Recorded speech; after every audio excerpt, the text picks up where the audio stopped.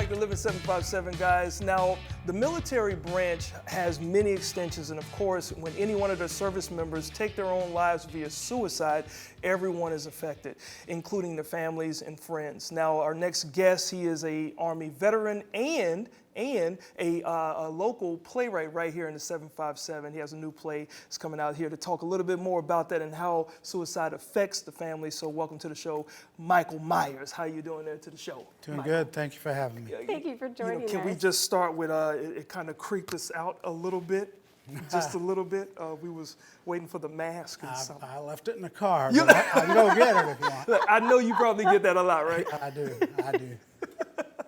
Right. So, Mike, you, just like myself, like when I joined the Navy, I joined straight out of high school, right? And you were 17 when you joined in the military. Can you talk a little bit about how that experience was for you? Of course. I was a young ball player, and my girlfriend was the captain of the cheerleaders. Yeah. And somehow she got pregnant.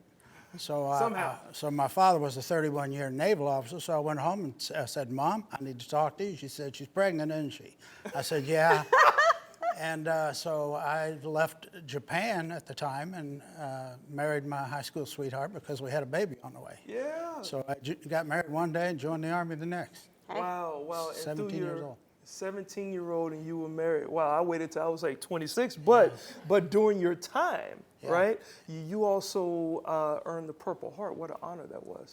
Yeah, that was in Vietnam, of course. I was wounded, and it was quite an honor to receive that medal. Yeah, I can imagine. Yeah. Now, as a veteran, a lot of people pay attention to the years that you're in service and your accolades while you're in service. But what people don't talk about, I feel like enough, is that transition from military life to civilian life. How did that go for you, and how did you end up here where you are today? Well, I was born here in Norfolk, Virginia Beach now, Lee Memorial, but my father was a 31-year naval officer, so I really was giving up high school, so I didn't know what to do, so he signed for me to join the Army. Mm-hmm. I ended up an enlisted man for 3 years, and then I was selected to become an officer just before Vietnam, and I went to Vietnam as an infantry rifle platoon leader. After the war, I got into writing. A psychiatrist told me that to get away from myself, the catharsis of writing would help. At one point, I was one of the lost veterans. I came back to San Francisco. I'd left my platoon just the day before, and I saw everybody was in a hurry, and right across the street were demonstrators. Hundreds of demonstrators carrying placards, calling me baby killer and things like that. Oh, wow. So I ended up going to Sausalito, and I sat there and I watched the sailboats going in and out of the harbor. And there was a lot of people there enjoying themselves. And I remember I was sipping a red wine just watching these sailboats. Mm-hmm. And I realized that no one really cared. I was just another one of the soldiers, a baby killer coming home from the unpopular war. So I went up in the mountains of Blue Lake, California, and lived in a trailer with just me and my dogs for a year.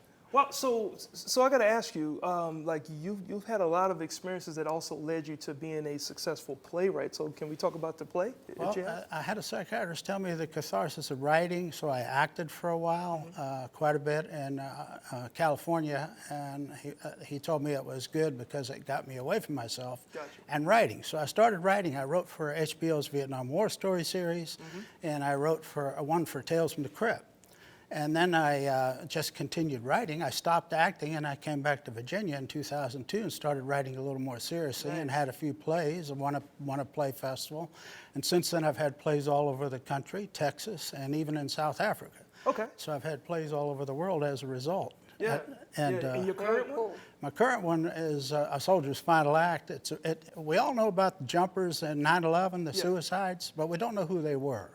We also know about the veterans. The veterans are 22 a day are killing themselves, but we don't know who they are. So this play introduces you to one of those veterans. He takes his life, and then he's redeemed in the third act by helping a young lady. His spirit helps a young lady make a different decision. Wow. I love that. Yeah.